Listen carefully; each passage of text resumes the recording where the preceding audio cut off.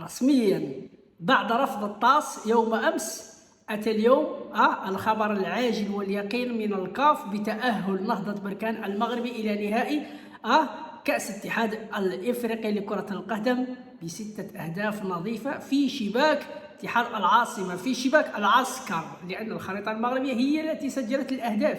6 أهداف نظيفة، 3 في الذهاب و3 في الإياب، وبهذا تكون نهضة بركان في النهائي لتلاقي الزمالك المصري. يا باشا يا باشا، شنو نديرو دابا في التريكو؟ نديرو الأهرامات ولا نعملو شي حاجة أخرى؟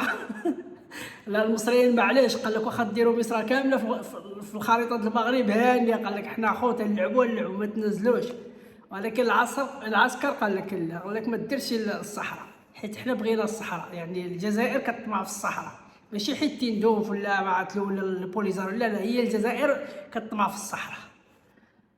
وبهذا رسميا نهضة بركان الى النهائي، واتحاد العاصمه يلعبوا مباراه في تندوف مع ابراهيم غالي وتبون وشنقريحه والى غير ذلك. الطاس تنصف نهضة بركان والكاف ينصف نهضة بركان، وبهذا شنو بقى لكم ما ديروا دابا الجزائريين؟ شنو بقى لكم ما ديروا دابا في ذاك البلاطوات الهداف وذاك البلاطوات سميتو التلفزيون الجزائري؟ شنو غادي ديروا دابا؟